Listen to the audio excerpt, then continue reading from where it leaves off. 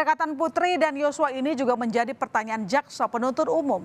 JPU menanyakan apakah Putri Cenderawati ingat dengan hasil tes kebohongan yang pernah dijalaninya sebelum persidangan. Putri menjawab tidak tahu dan tidak ingat. Jaksa pun mengungkap pertanyaan tes kebohongan dan jawaban Putri soal apakah dirinya berselingkuh dengan Yosua. Jawaban Putri adalah tidak. Namun hasil tes kebohongan menyatakan Putri berbohong. Kami akan manggil ahlinya. Tapi paling tidak, apa yang mau ditanyakan langsung aja. Karena saksi tidak ingat, maka kami akan bacakan pertanyaannya. Baik, silakan. Sebentar yang mulia. Dalam pertanyaan, apakah Anda berselingkuh dengan Joshua?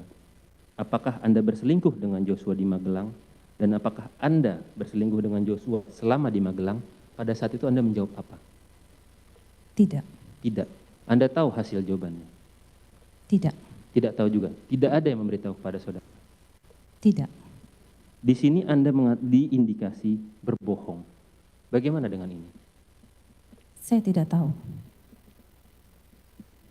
Anda tidak tahu sama sekali? Tidak.